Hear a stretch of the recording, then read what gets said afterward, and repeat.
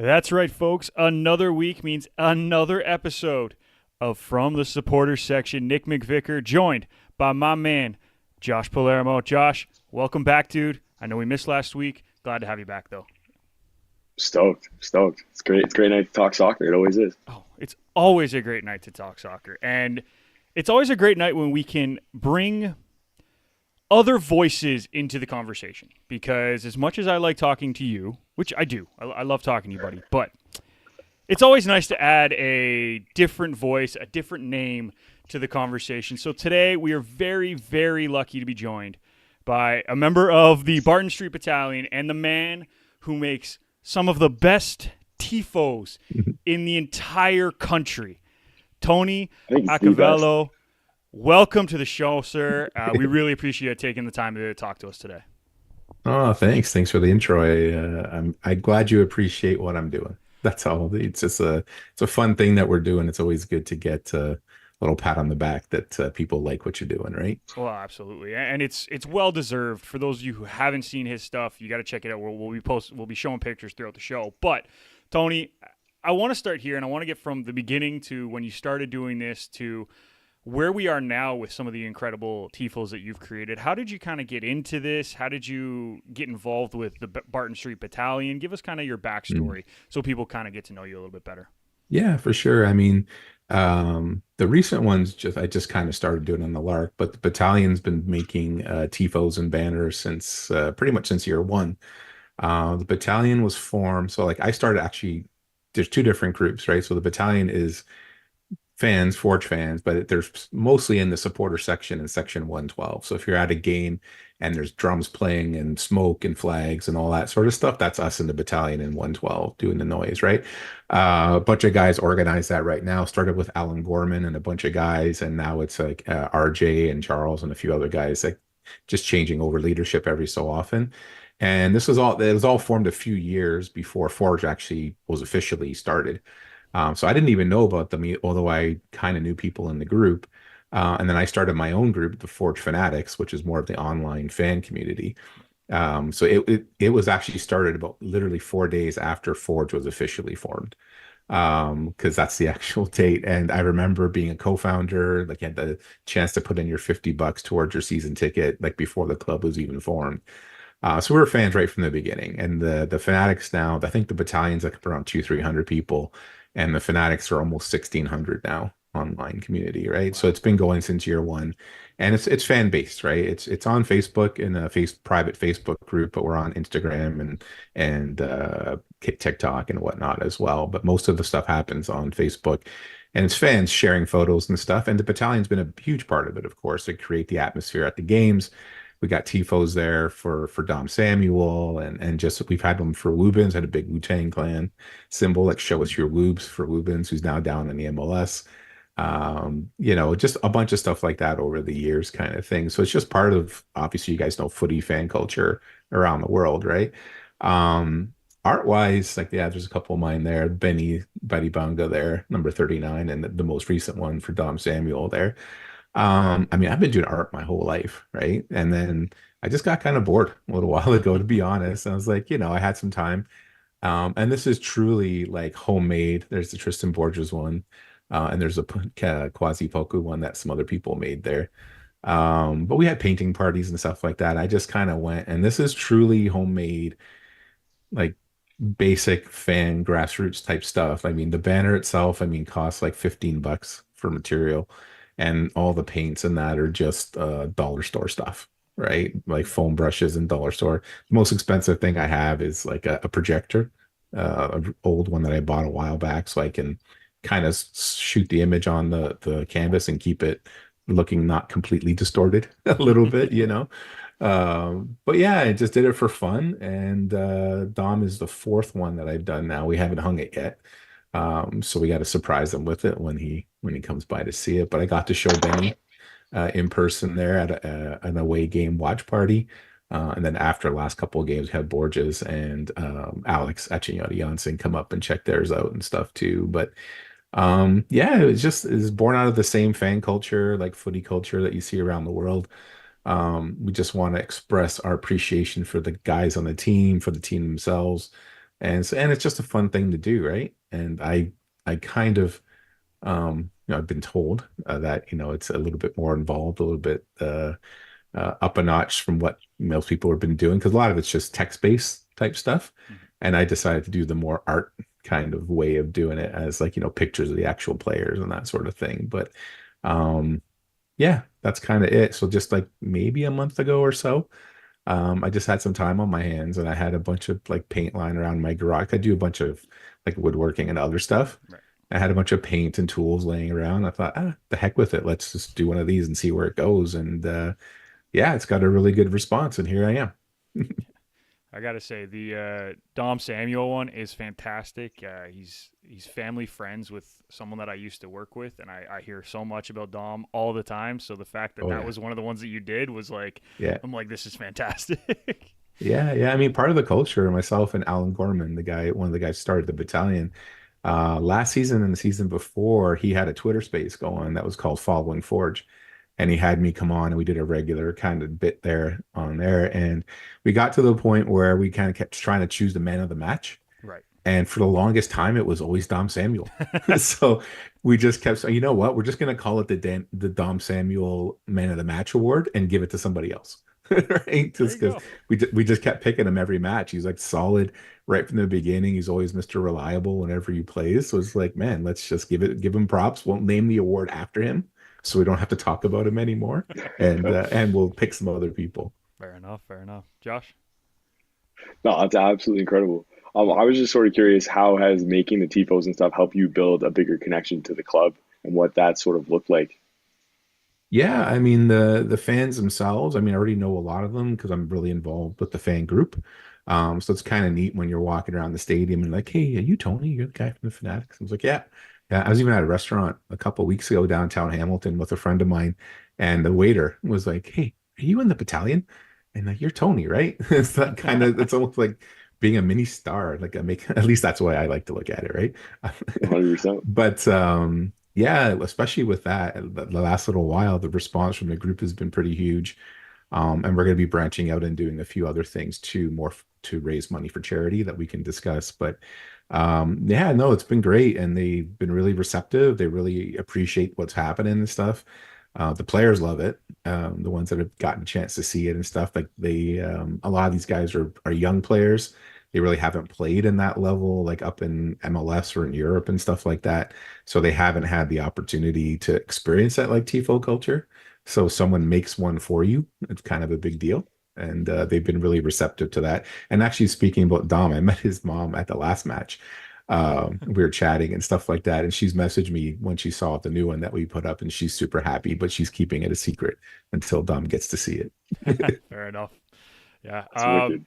You mentioned some of the stuff that you guys are potentially working on with charities. Do you wanna enlighten us on that? Sure, sure. I mean, we've been trying for a long time. I know through the battalion, they are big supporters of Pride Raiser every year with a lot of the other supporter groups across the country. So we do that. What I'm gonna be trying to do in the Fanatics side of things is I've got some printouts, so they're very similar to what you see in the tifos. The sort of mess around graffiti style, cartoony style of the individual players, and we're going to be printing them out, different size prints and stuff, and allowing the fans to buy a copy. And then I'm a huge supporter of Children's Miracle Network. I work at Remax and we do Miracle Home stuff with Children's Miracle Network that supports children's hospitals across Canada, United States. Locally here, it's McMaster Children's Hospital in Hamilton and or Toronto Sick Kids Hospital. So any proceeds that we make, I mean, we can get them printed fairly. I'll do the work for free. We can get them printed fairly cheaply, and then whatever profits there are, we're going to donate on behalf of the fan group and all the fans to McMaster Children's Hospital through Children's Miracle Network. So that's one of the things that we're hoping to do. Hopefully, we can raise a few hundred, maybe $1,000. Who knows? Every little bit helps. And then there's been a bit of a push within the group. I mean, again, this is really grassroots stuff, right? I mean, when you're in a fan group, it's people that live in the community, which is why we're so grateful for the teams that take the time to be a part of the community with us. I mean, they show up at our elementary schools, they show up at grassroots soccer. They've been to the children's hospital to meet the kids and all that sort of stuff. And we're kind of talking before this, that's what makes you go from being a fan to a fanatic, right? I mean, I love football. like I mentioned, you guys, I really got crazy into it back in '82 when I watched Italy win the World Cup for the first time, right? And I got to go down to James Street North and watch guys, running around with flags and doing the whole thing in '82. So I mean, I'd always be a football fan. I'd show up at the stadium, I'd watch the games, but to be a fanatic, to be a supporter, you want to feel like they're one with you, right? That they're working Yeah. with you to make the community better, right? And that's really what you want to see and what makes you dedicated to a team like that. And the people, like, they got that in them, right? They want this place to be better. And that's really it. They want to take pride in their community. That's why we take pride in the team whether they're doing well or not. They're representing us, so we take pride in them. And as a group, I've had more than a few of them approach me to sort of try and organize some kind of charity work in the city here, whether it's working with the Good Shepherd and the food banks and that sort of thing, or community cleanups and that sort of. So we're actively looking at a bunch of different things to try and get, like I said, just get the fans involved in the community and try to make it better for everybody. Amazing. That's fantastic. Yeah, and we'll It's see where it absolutely goes, incredible. right? A lot of the ideas come right from the fans. And like I said, I started the Fanatics group. I really just sit back and let them, I share a bunch of stuff, Yeah. but they share their photos, they share their stories, even when they're traveling around the world and they're wearing Forge jerseys and hats and they're just proud. Like there's a dude, a friend Mark there, he was at Easter Island like a year ago, just and he had his jersey on, and he met a guy from a local club there, and they did a Nice. jersey exchange at Easter Island. It was the No craziest thing. way. That's Yeah, it was awesome. hilarious, man. But this is what, and they spontaneously, like, I don't ask them to. They're just proud. They're Yeah. like proud of the team and all that, and they share their photos from games, even when they're just out and about in the city and they got their Forge jersey on. They're sharing photos in the group, right? Just letting everybody know that they're letting everybody know about Forge. It's a great thing. It really is.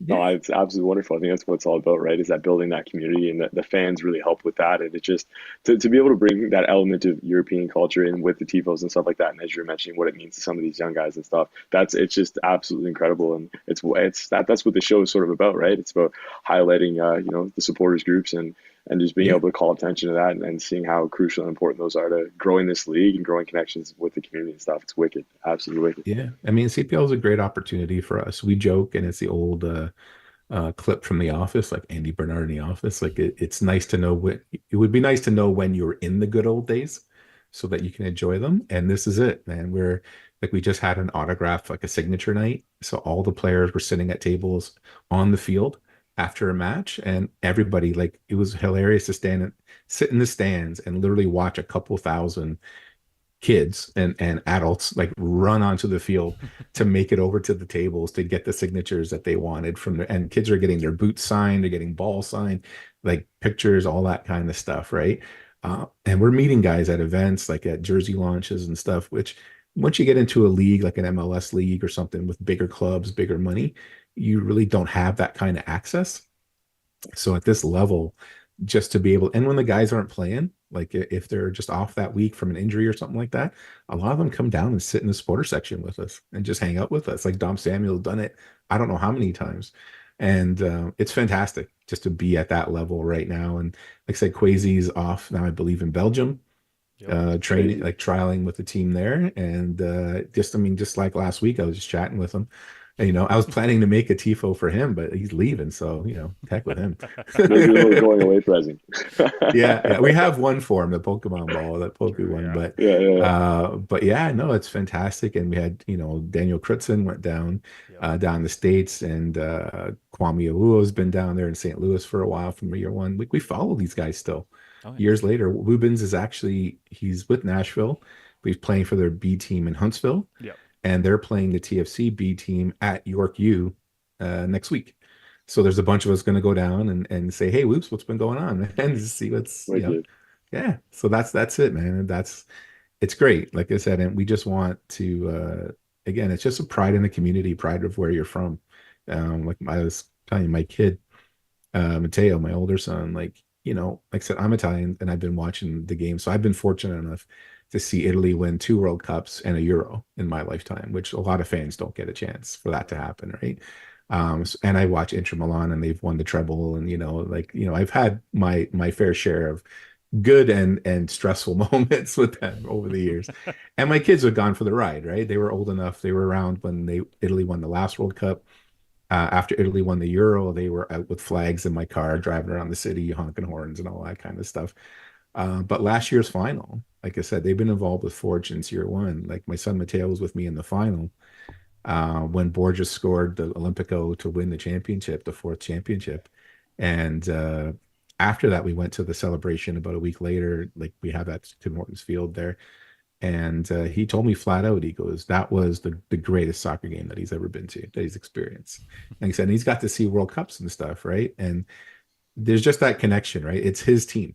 Like this is where he was born and grew up. It's the Hamilton team. It's our guys.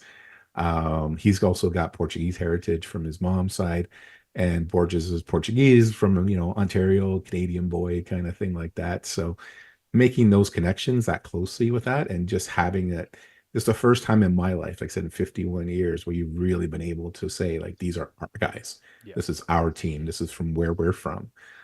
It's not like me cheering for Milan, or something like that. Like this is our city, our guys. We see them all around. We know, like you said, we know their families. Like we work with them, and to see our guys have a chance to go off and do this, and it's our team, you can't beat that. You can't at all. And you talk about growing the community. You talk about your family, their love for the game. Talk about how much your sons have also been involved in this sort of growth of the tifos, because you guys have been around the Forge team forever. You've seen lots of championships. You were mentioning some stories beforehand. Fill us in on a little bit of that. Yeah. Yeah, like I said, from day one, they've been there and we've had so much fun. They come to the games with me. They're both a little bit older now, and they've got their own jobs and stuff like that. So it's always a challenge to kind of, get everybody lined up. But they come to as many games with me as they can. I've been a season seat holder since first year, right? So I've been there since day one. Um, the funny one that people kind of like to see is, and I've had this photo up at a few different places, but at the end of every year, at least the first year, we just, we got to meet Bobby after the championship and he had his medal on and stuff. So I got my kids to take a picture with him. And then we just got the idea, like the next year, we want to get our photo autographed. Well, we won the championship again. So that one was a COVID year. They were out playing out with BEI. So they won it 2 years in a row. Then we lost to Pacific, but then we won it again. So we took our photo from that first year and got Bobby to sign it. But after he signed it, we took another photo of him holding that photo, and then we won it again. We won it last year. So Bobby's holding the trophy, and he signed last year's picture, and they're holding it. So if you zoom in on last year's picture, the first picture is the three of them. He's holding the trophy, and you zoom into the one that my son is holding, and you can see them from last year holding the trophies up and stuff like that. And you zoom in even more, and you can see it going back to the first year, like 5 years ago. So it's my kids, they're 19 and 21 now, but this goes back to when they were 14 and 16, and you've got all the photos in the same photo, right? And so that's legacy right there, man. That's what you see. I keep telling guys, all the things that we're doing on the fan group there, like whether it's introducing the tifo culture, whether it's holding events like before the season starts and meet the players and trivia nights and away game watch parties, even with the Voyagers, the Canadian national team, we do the same. We're building it so they can live in it, right? We're laying the foundation for this so that, when my kids are older and I'm long gone, wherever that is, and they've got their own kids or whatever, and they go down to Tim Hortons Field and they watch a game, they can kind of say, I was here with my dad, and yeah. I saw this happen. I saw that happen. And we did this and we did that. That's legacy, right? I mean, that's beautiful. You wish you could do something like that. And we're doing it. It's truly so special because, like, for me too, I grew up watching a lot of Italian soccer, and so that was a lot of where my love of football came from. So then to be able to, like, I'm a Juve fan, so we can't really be friends, but it's okay.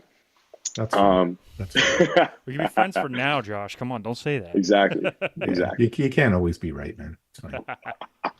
It's wonderful. It's wonderful. But yeah, like to have the opportunity to say that you were here at the beginning, because yeah, you get those clubs in Italy, they've been around for 100+ years, Yeah. and you're really, you get to put your stamp on it and say, no, we were here from the get-go, and we got to introduce sort of these elements and help grow the community in this way. Like it's so wicked, so special. And yeah, that's what's beautiful about the CPL. It's like, you feel so connected. It feels like really communal, and you can get to know these players and you get to know their families. And I don't think there's a league like it, like it holds a special place in my heart. And holds a special place in yours, and you're doing a lot for it. You know what I mean? And it's wicked. We're I love it. I trying. love everything. Yeah, we're trying to do what we can, man. I go, support local soccer. Like CPL is part of it. The Northern Super League is starting up next year, Yep. and so I've got the Northern Soccer League super fans group that we kind of got started to support them as well. But even down League One Canada, all the League One teams that you see out there, your local clubs, if you got time, I mean, you got $10 to spare, go out and watch a game. I got to see the Vancouver Whitecaps Elite Girls win the Interprovincial Championship at Tim Hortons Field a couple weeks ago, Yep. and now they're playing in San Salvador, and now they've qualified for the group stage in CONCACAF. Yeah. You It's know, crazy. like this is our local, League One teams. These are the semi-pro 16, 17, 18-year-old women, young women, like about to go into college, university, and they're off playing a CONCACAF tournament. They're going to be playing against Christine Sinclair and Janine Becky and the Portland Thorns Yeah. in their group stage. I And mean, these Wow. girls, I'm sure they're And losing their Club minds. America too. They got a And crazy they're little going to group. play Club America next week, I think this week or next week. Yeah. And yeah, they're actually Christine Sinclair. I mean, she had her last game as part of the women's national team at BC Place. Now she's going back again because she's got to play them as part of the Portland Thorns in this CONCACAF tournament, right? It's crazy. It's It's absolutely crazy. crazy, It but it's really is. amazing. And even in the Canadian Championship, we get to play second leg against TFC next week. But there's a bunch of League One teams from Quebec and whatever, like the TSS Rovers and the guys from Outremont and Quebec Hmm. that we've played against as well, and they've had the opportunity. So I mean, Canadian football is it's I mean a bunch of other people have said it. That is not a new idea, but it's never been in such a great place. In the 51 years, I've seen the Hamilton Steelers come and go and the Toronto Blizzard come and go. Yep. But yeah, right. The way it is now, the amount of support and where it's going to go in the next 5 or 10 years is I can't even imagine. I've never seen anything like this in my lifetime. So I'm excited.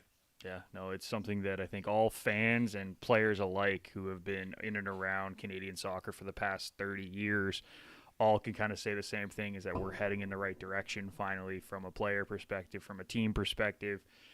We got to get some stuff cleaned up at the national level, but that's every country. So no, this is great, and Tony, you are doing a great job growing the community. We really do appreciate it. Both me and Josh have been talking, wanting Yes, you thank on you. for a while. So thank you for everything you do to help grow the game in Hamilton and around the Forge area. Yeah, thank you guys, man. Just keep doing what you're doing. Just keep loving the game and talking about it. And the only place we can go is up from here. It's the only place we can go. Exactly. Uh, Tony, thank you so much. We really do appreciate it, and we will get you back on soon for sure. Take care, Thank you guys. so much. Thanks. Have a All good the one. best. Cheers.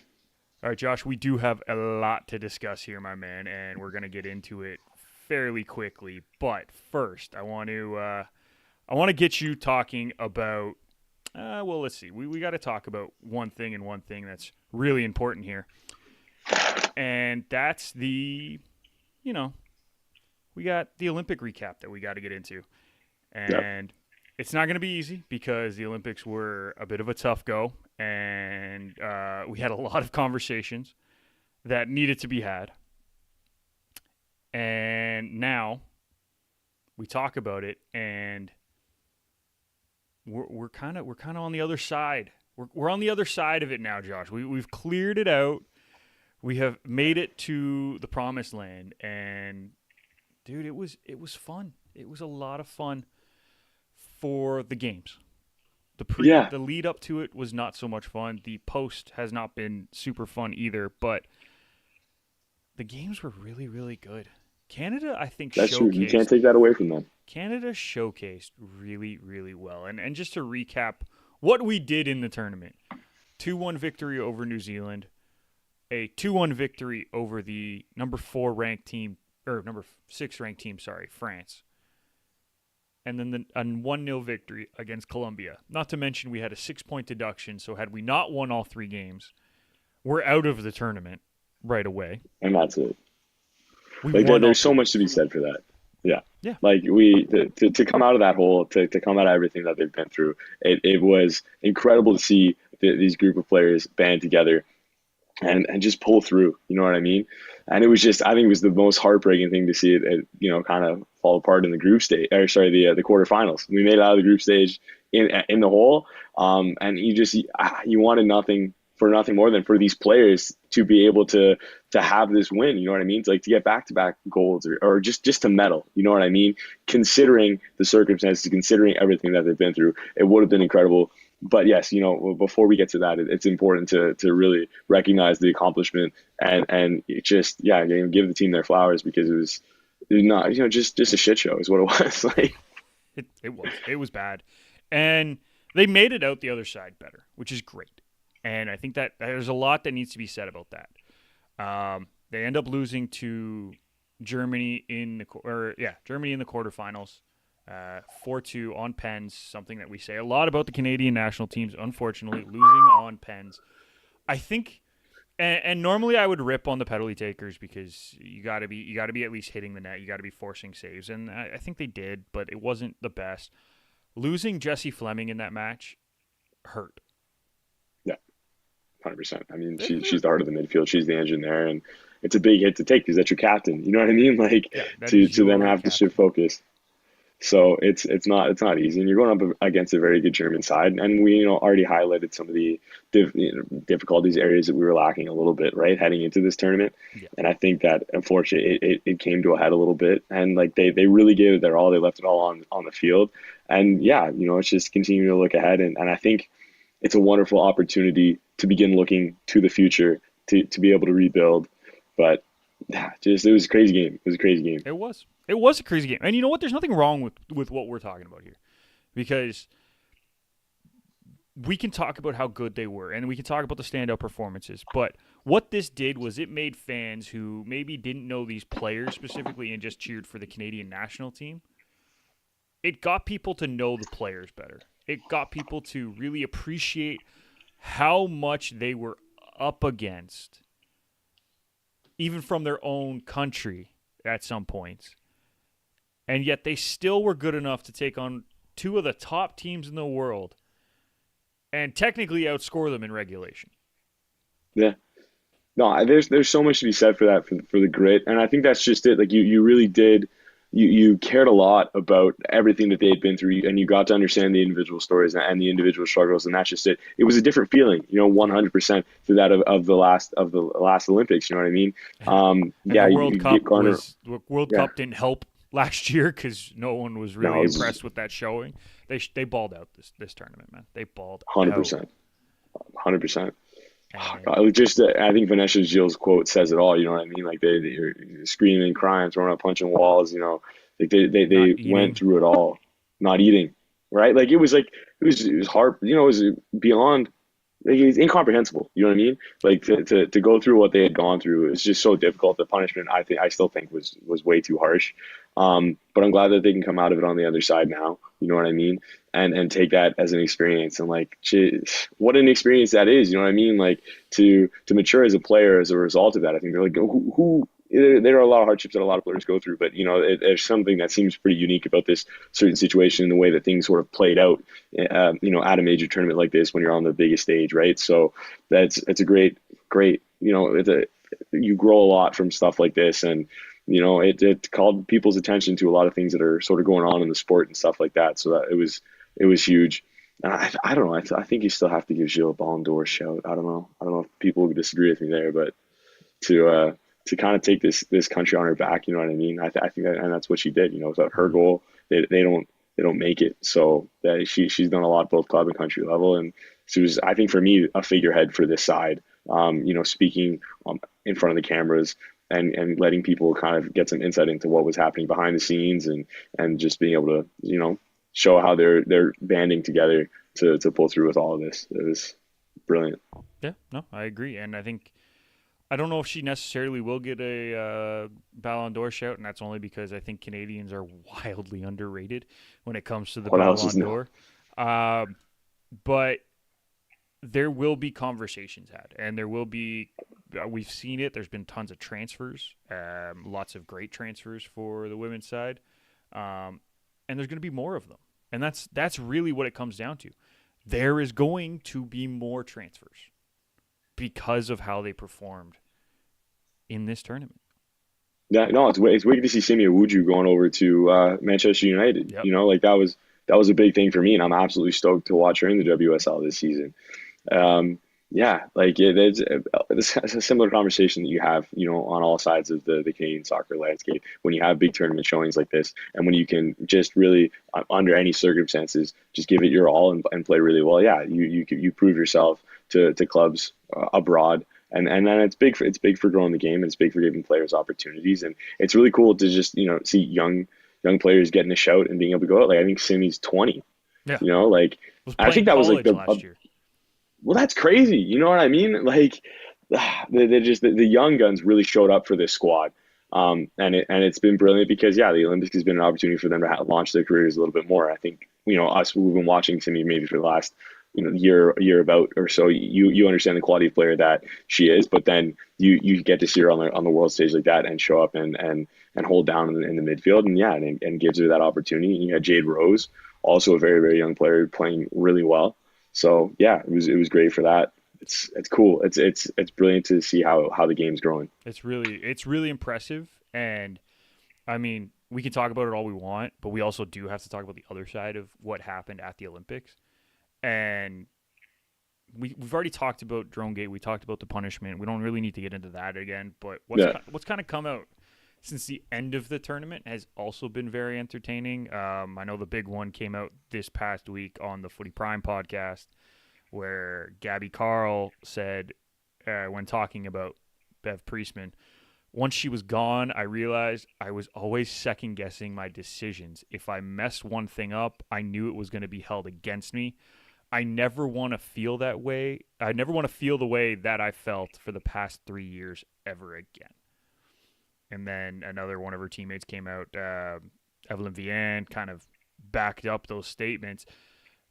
It's kind of eye opening oh yeah, because we talk about the men's national team being the brotherhood, and we've seen how cohesive the women's national team has been over the years, even before the success of the Olympics in 20, well, like the 2020 Olympics in 2021. Um,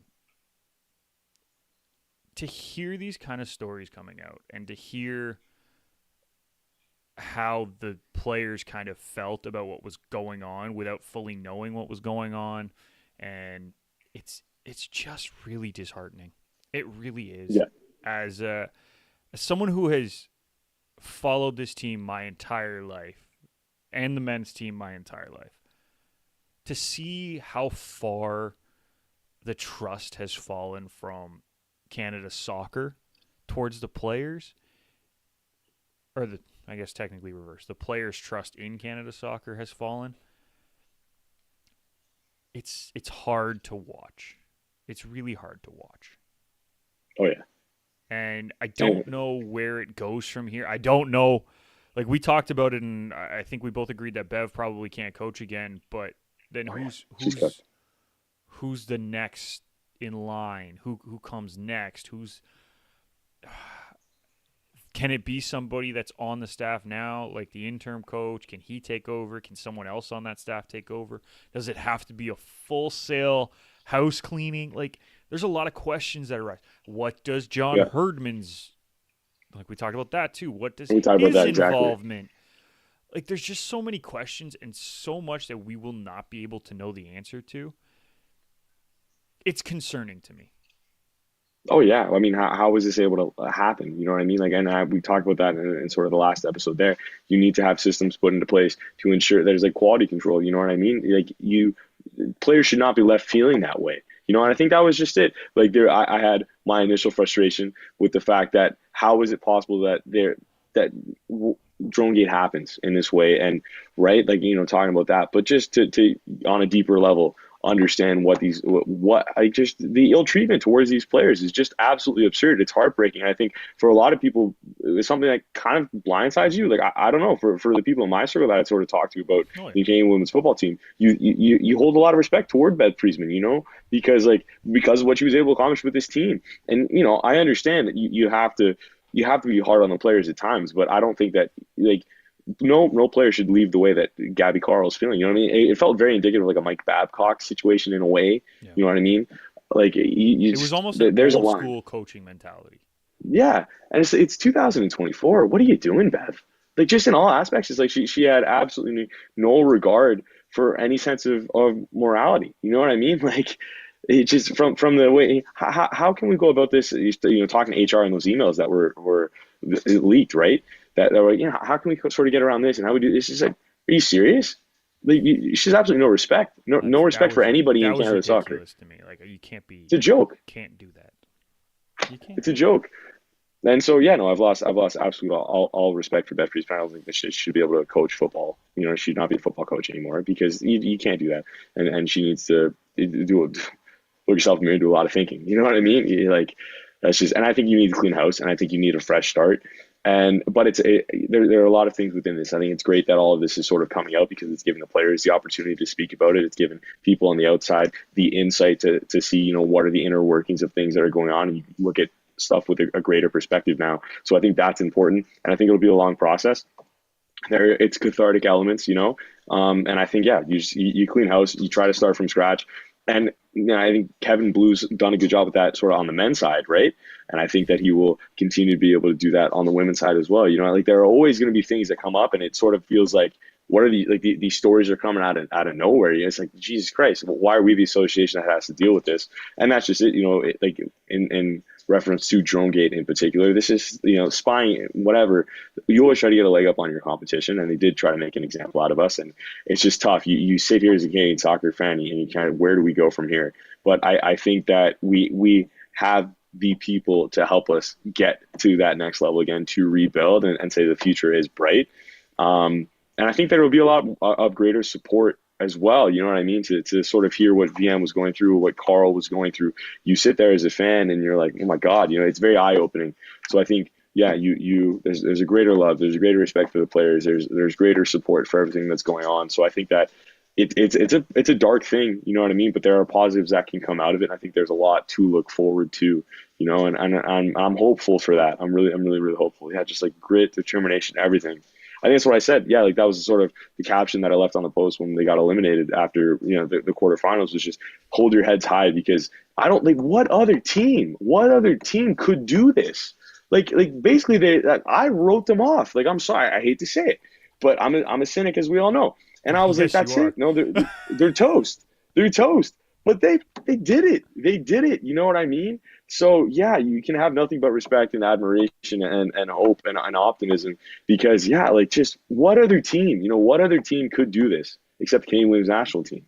And I think that's, we all need to have that perspective moving forward, is you have to have faith and you have to have belief, because they will band together and they will overcome anything. They will overcome anything. Yeah. And we can go from this now straight into our next conversation, because it's a nice little combo, right? We talk about how good they played. We talk about how well the men's team played at the Copa, and it resulted in some big transfers, right? You mentioned Awujo. You mentioned Rose. There's also been, even today, Zadorsky found her way to West Ham. After a loan spell last year. Those are big moves for some Canadian women's team players. I know there's others that have also made the trip back across the pond. That was a bit surprising to me. Like, Lacasse to the Utah Royals was a bit. I was a bit surprised. I don't know. How did you feel about that? I have no problem with it, just because more than anything, the NWSL is kind of on par with those big European leagues. I know we don't necessarily see it that way sometimes, because we think North American versus Europe, but if you actually look at the skill level of the NWSL, it's a talented league. This isn't MLS compared to the EPL. This isn't MLS to La Liga. They're on par with a lot of the European leagues. They might not get the same shouts when it comes to the big trophies, and again, that becomes a North American bias, which we've talked about. But they are on par with these other leagues, or at the very least, not a full step down, right? Yeah. So her coming back here at 31, not the biggest surprise to me. I actually kind of like it. She ends up going to Utah, who's they're struggling this year, but that also means that they need attacking players, which means she'll probably go right into the starting 11 right away, which is great. More playing time is always a good thing. You can never complain about playing time. That's for damn sure.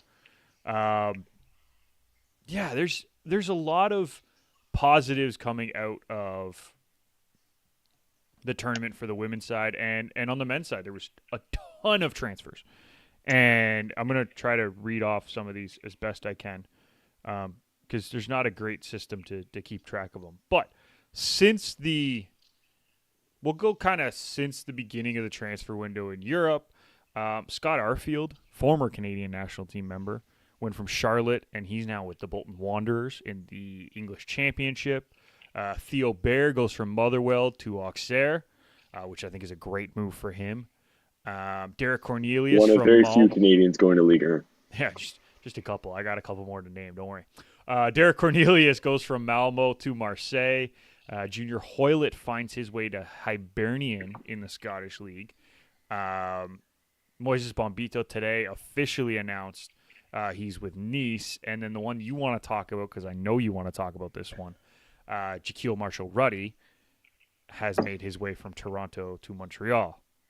I'm gonna let you have the floor here, Josh.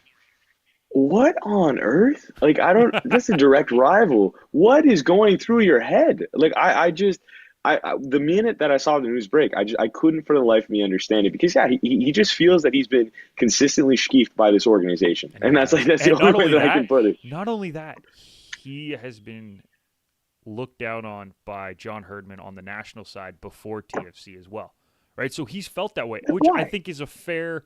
If I'm Jaquil, I get it. I get why you would feel that way, because every step he's taken, he's kind of been pushed down the pecking order. Oh yeah, he's been nothing but disrespected at any given moment. He's a great player, and that's what I just don't understand, because you have these moments where, like, he might get a big move to Europe. This is what it could be it for him. Why are we giving them respect at home? This is a kid that's from Toronto. To go to like Liverpool at one point? Jeez, probably. I don't even know. Like to the academy, but still. Yeah, that's just it. Like, why are we not giving respect to our homegrown talent? Like, that's a whole other issue that we could spend a lot of time going on to. TFC, they're botching their academy. Like, it's stupid. And Kwesi Poko was a Toronto FC academy player, but we're not talking about him right now.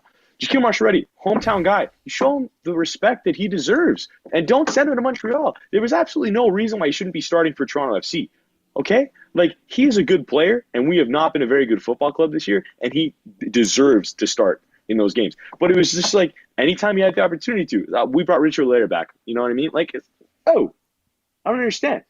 Well, the problem is that they needed two wingbacks, and they brought one in, and they still didn't let Marshall-Ruddy play. No, just the way that it was handled was really unfortunate. So as a Toronto FC fan, it really upsets me. But I'm really hopeful now. You know what I mean? I'm hopeful for his opportunities that he should be able to get at CF Montreal. It's a strange one. You know what I mean? All things considered, I think it'll be really, really weird seeing him in that kit. I have not been able to picture that, but I saw his little video where he said hello to the CF Montreal fans. Yep. And so that's just it. Like, I really, really hope that this can give him a better opportunity to kickstart his career, because he's been on the precipice. He's so young. He's so young. He is very young. Is he even 20 yet? I think he is 20. He's 20. So, like, he's got such a long career ahead of him, and I think that all he needs is that opportunity. And I think once he gets that, it'll be like a Moise Bombito situation. Like he's going to Europe, and I think he's going to go to. He's going to get an opportunity. He's going to go to a good European side, and so this is a good move, I think, for him. You know what I mean? For the lack of respect that he was getting in Toronto, and they should have done a lot better with that. But I think it's great. It's what he needed. You know, if anything, was like, he needs to just find his footing. Yeah, I couldn't see it. The tough thing is, like, I think in the back of my head, like, well, why aren't we holding on to him a bit longer? And then if a big move is able to go where we can send him to Europe, that's a good move, is it not? But I think from the player development standpoint, and for whatever other internal reasons they decide to go forward with this, I think it's great for Jaquil. So yeah. I look forward to what he's able to do with CF Montreal. Agreed. And there's been a lot of movement in this CPL as well. I'm going to try to – this is going to take a while, so because we got a lot going on. Yeah. Let me get these right. Going from this side to this side. All right. Going back to the beginning of the transfer window, which was, like, I believe officially June 17th. Loic Quemi goes from Saint Laurent to Valor along with Safwan Mala. Jefferson Alphonse, also from Saint Laurent, goes to Halifax. Joseph Holiday joins Cavalry from the U21 side. Gote Intigne joins Cavs from FC Annecy, I believe, in Ligue 2. Jose Escalante comes back to Cavs, of course. Kayvon Tavernier goes from Forge to back down to Sigma. Doesn't he come back, though? He might come back at some point. There's a long list here. Oh, my goodness. This is going to take I don't know, we could probably spend a whole hour going through every single move that happened. Yeah, I'm going to try to hit the big ones moving forward because there's just too many. Samake leaves Valor and goes to Glacius United in Gibraltar. That was a big deal. Tristan Henry officially leaves Forge and goes to Memphis 901 down in the USL Championship Was division. that like 6 months in the making? Yes, but it was official July 23rd on a free transfer. Okay. Speaking of another free transfer, Lowell Wright, former York United striker and former Vancouver Whitecaps, Whitecaps 2 technically. Whitecaps 2.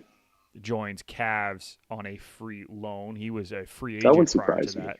That one surprised me a little bit as well, but also makes a lot of sense. And then I wasn't happy about his homecoming on Friday. He played really well. Sean Rea rejoins the CPL with the Halifax Wanderers. That one kind of came out of nowhere, but I think it makes a lot of sense positionally. I really do like it. Brem Sumaru, the York United talisman there for a little bit, has left the club. That one had me too. I think that came down more than anything to I think he was ready to go home. But we'll see where he ends up. He's without a club at the moment. Ilias Iliadis once again returns to the CPL, this time with Atletico Ottawa. And he had a little bit of a fun weekend. Yes, he had a very fun weekend. Olympico's in the CPL. You can't beat him. Yeah. Santiago Marquez joins York United from Necaxa U23s down in Liga MX. Who else came into the MLS? And then we did have a dual transfer trade sort of thing that went down as Eamon Seluf goes from Pacific to Vancouver in exchange for Moses Dyer. Both of those are loan transfers technically. I want to throw that out there. They're not full transfers, so the players will go back to their respective clubs after the season. Okay, any of those jump out at you that you want to talk about? That last one I was a bit surprised by that. It wasn't necessarily one that I saw coming. I think it's been a really weird year for both Pacific and for Vancouver. You know, like we were both pretty excited about Vancouver. Nick, don't down on me here. This wouldn't be a good look for us. We were pretty we were pretty high on the Eagles. You know, and then I think both them and Pacific have hit their ruts, and it's an interesting move. You know what I mean? It's again one that caught me by surprise. I don't know if I'm out here. You know what I mean? I don't know if it's more straightforward. But it's a different issue. Rude. It's disrespectful. This is a safe space. Come at me, bro. brawl in the pod. But yeah, what was your take on it? I think it makes sense for both sides, to be honest. Yeah. I think it's Dyer will get consistent playing time at Pacific, who I think really do need that true out-and-out attacker who just produces. And then Seluf comes in as a bench player. He's only 22, right? So he's very young. He gets to come in and he'll be that end of the game, like energy guy. Come off the bench and just go, which I think is a perfect fit. I think that's a great spot for them both to be in. Yeah. Mutually beneficial. There's a little wife swap situation is what it really feels like. Mutually beneficial. You ever see that at reality TV show? Oh, yeah, I've seen that reality TV show. I never understood that reality TV show, but I've seen the reality TV show. We've seen it. We've all seen it. But yeah, so I guess that's just a mutually beneficial move for both sides. It was a mutually beneficial move, and that's really, I think that's what it came down to, and I think it makes a lot of sense, honestly. I do like the fact that they're both probably going to get more playing time, which I think is very important, and we'll see where it goes. But as of right now, that's where we're at. You know what I mean? So, so that's really what that rounds up the transfer round. I was going to say that's really what I saw from the transfers. Nothing else really jumped out at me, and we'll see more. There's going to be more. Now we just got to wait and see When does the window close? Isn't it like next week sometime? I can't remember the official European transfer window, but Yeah. Oh yeah, the European. It's got to be. I think it's like the 25th for some reason. It's either the 25th or the 28th. I think it's the end. I think it's the don't know exact end of August. I could be wrong in saying that. Yeah, But we'll see. We'll get that we'll see. answer for you at a later date. But let's get into this is a new segment that you wanted to go with. It's the supporter scouting report. I couldn't fit that all in the little thing there, but it's the We supporter only have so much scouting screen. report. So I'm gonna let you take it over here, man. It's all you. So yeah, I mean, as the European season starts and like the North American seasons, although there's still a little bit left as we got playoffs to get towards, it gives us something to look forward to in the North American off season and allows us to get an opportunity to sort of look ahead to see what the Canadians are doing and how they can maybe impact the national team and just gives us something to keep our eyes on and keep our eyes peeled. I think the one that got me right away was Jonathan David. I like that he started like he shaky start to last season, and then he picks it up with the start of 2024, and he just kept on rolling. You know what I mean? Like he scores in the Champions League qualification match, and then he also made. I was a bit surprised to see him coming off of the bench on the weekend. I wasn't. But he is able. Why were you surprised with that? Hey, hold on, walk me through your thought process here, sir. Okay, I don't know if I'm up to lunch. Why is he not starting? I don't understand. What did I miss? Because he played a full game 3 days earlier. Oh, he doesn't have that dog in him? I don't understand. They just have a packed schedule to start the season, so they're trying to be smart about when they use their striker. He is their number one striker. It's not a question that if he's their number one striker right now. Until they move him, he is their number one striker.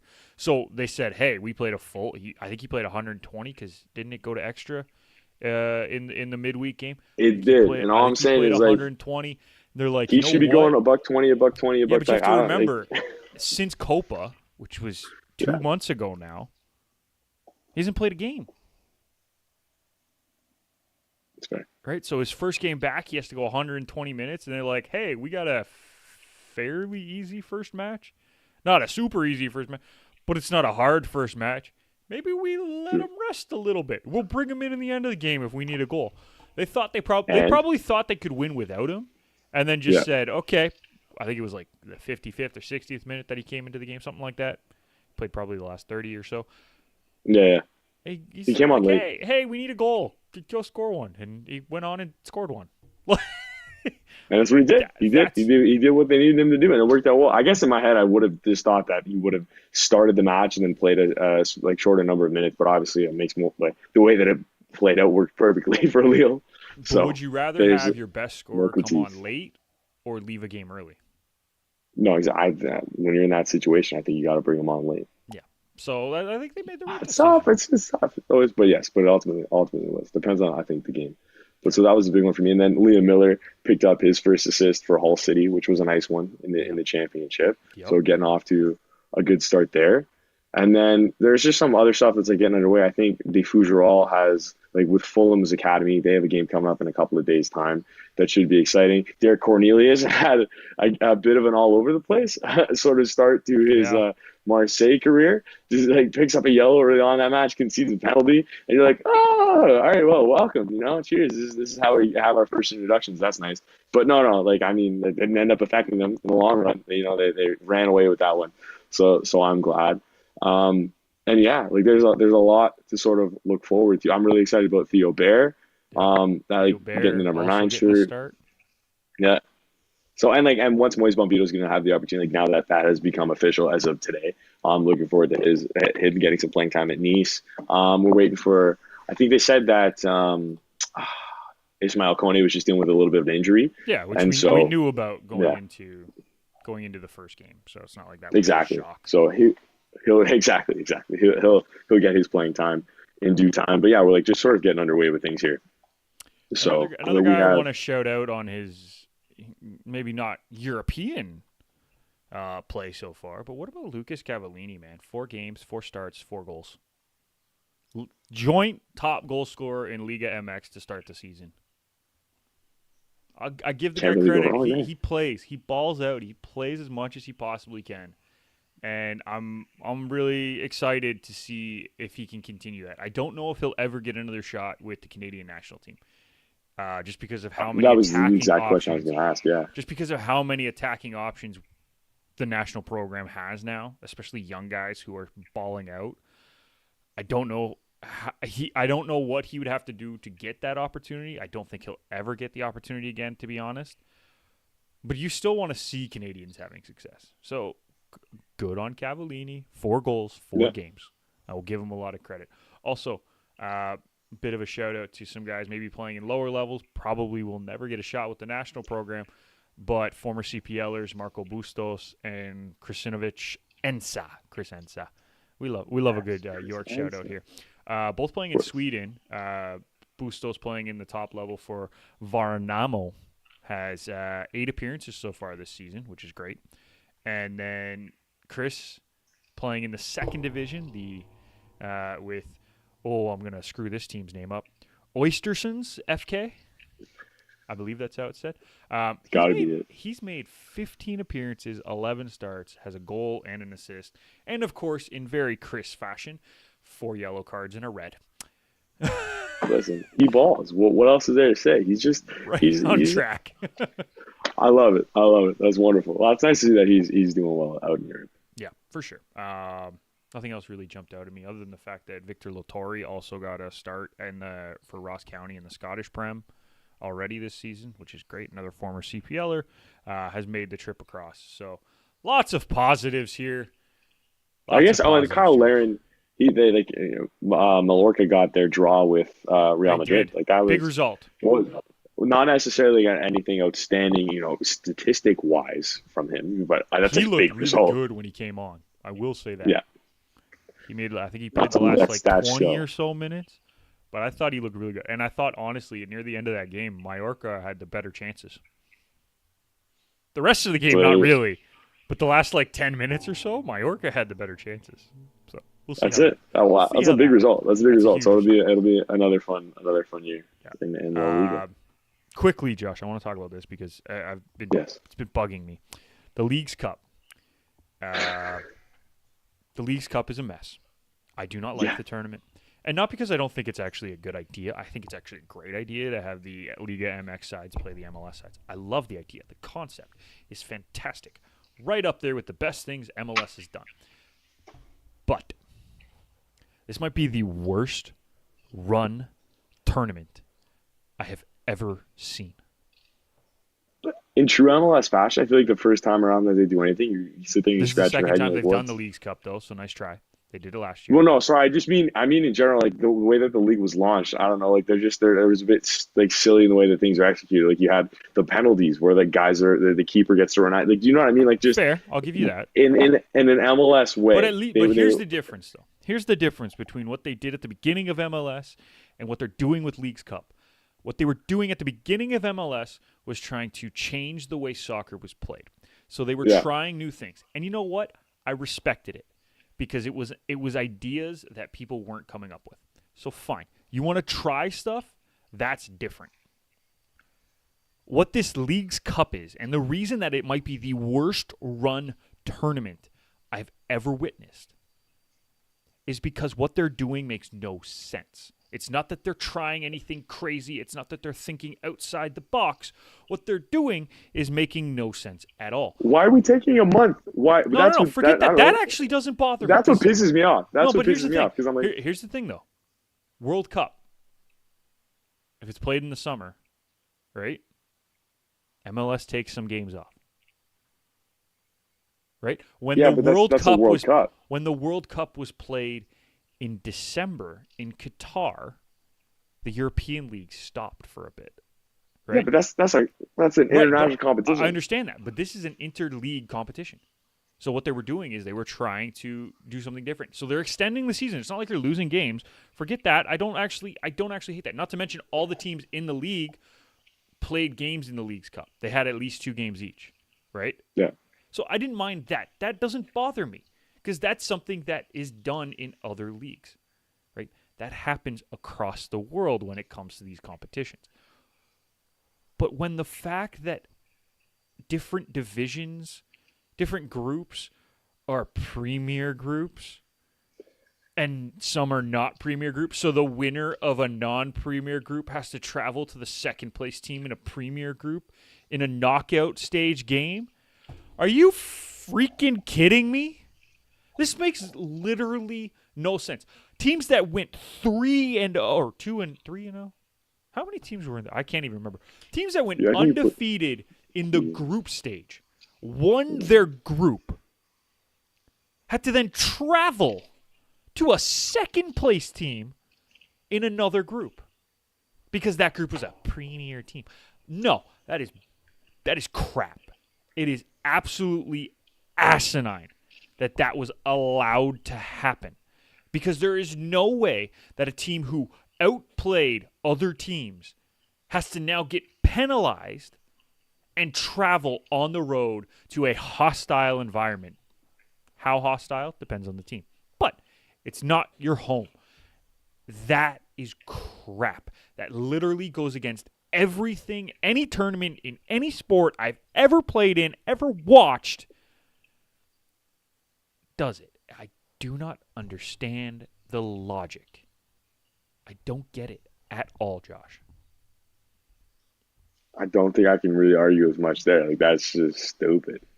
Like,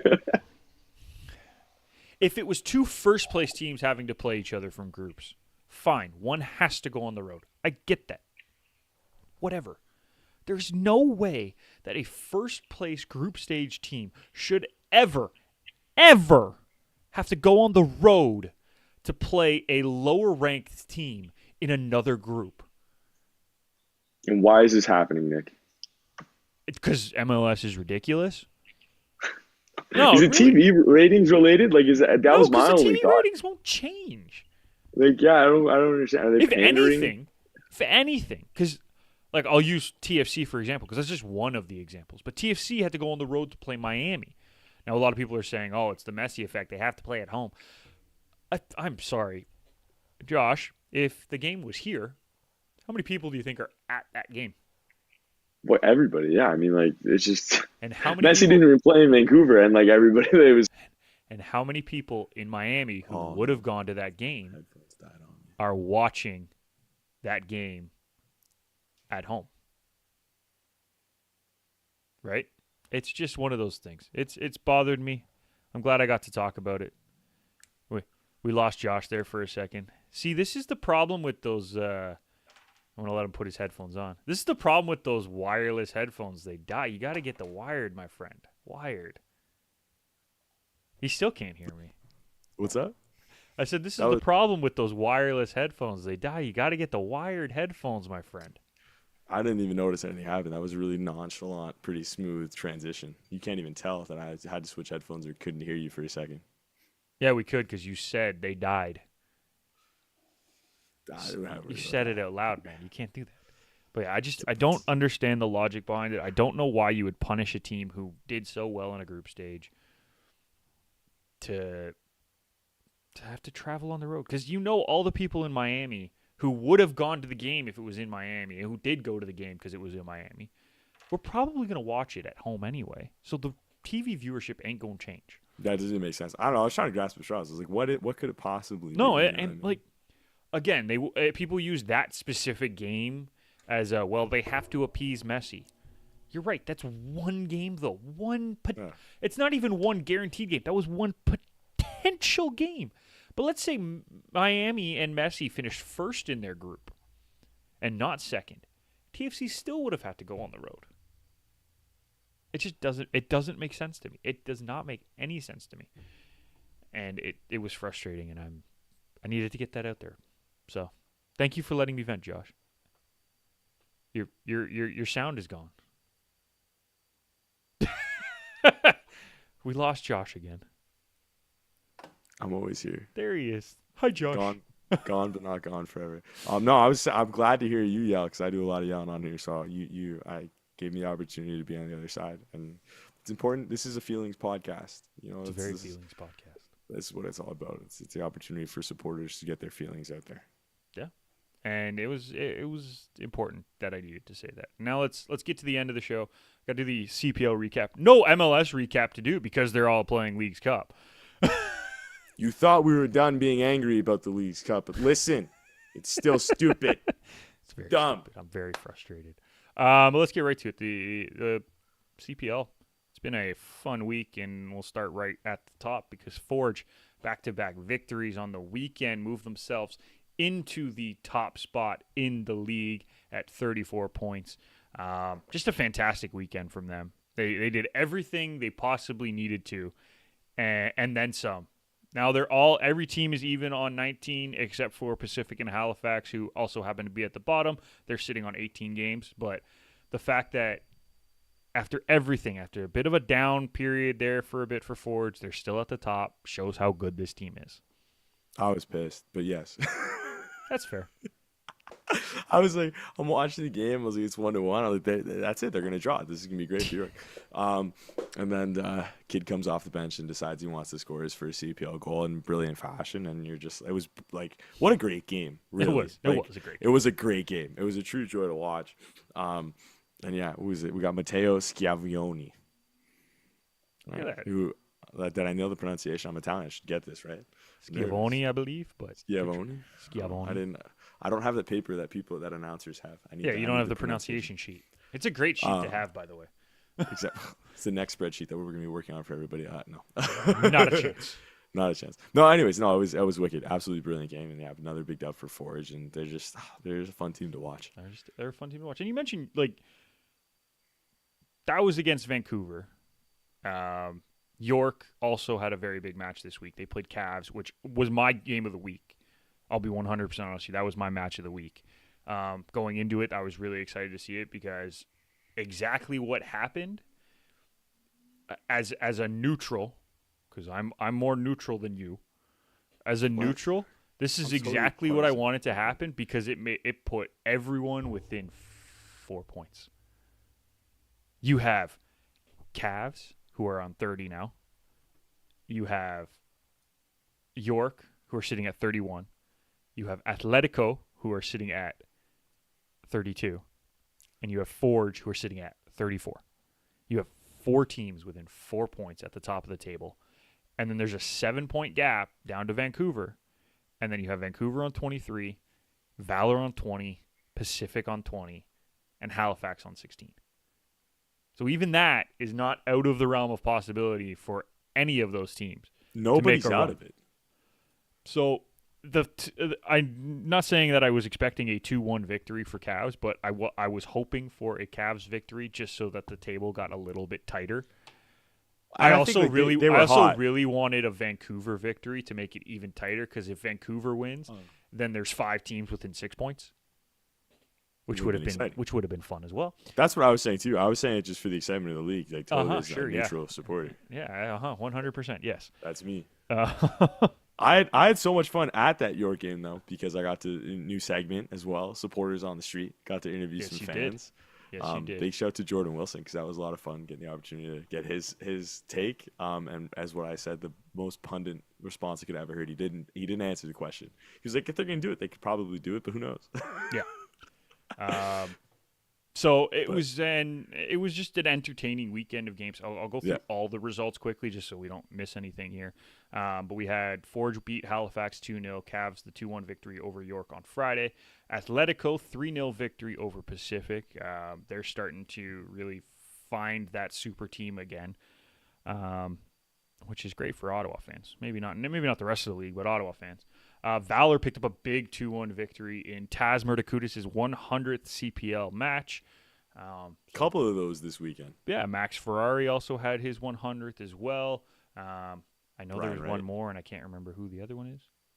It was Max Ferrari, Brian Wright, both for York. Brian Wright as well. Yeah. You're right. I forgot about that. And I think there was one more. I can't remember who it was. But anyways, lots of 100th caps for players. And then the Forge 2-1 victory over Vancouver. So the table, I've already said it, sits pretty nicely. So we'll see where that all goes moving forward. But Josh, that's all I got for you this week, man. Anything you want to say to the people before we head out? I'm going to be at the York game on Friday doing a very similar sort of segment. So we'll have a nice little question prep for you fans. It was wonderful talking to Tony. I'm looking forward to seeing him hopefully at the match on Friday. And it's a big one. 905 Derby, arguably the biggest 905 Derby to ever take place. So it's gonna be crazy. The Forge fans are gonna show up. The York fans are gonna show up. Hopefully, there's less rain than the last one, and I'm stoked. I'm stoked to be in the supporter section, and I'm stoked to talk to some more fans. So yeah, if you see me there, give me a shout. Follow us on the socials, FTSS Podcast on everything, and that's all. That's all for me. Ciao. That's all, folks. Yep, Josh nailed it. Follow us on social media. Follow us on your favorite podcatcher, and don't forget to subscribe. I don't really know which way the button is, but Somewhere. subscribe down below to the Garage Door Sports Network on YouTube, because that's where we do our streaming, because we are part of the Garage Door Sports Network. Until next time, Josh, I love talking to you, buddy. I will see you next week, and we'll do this again. Cheers, brother.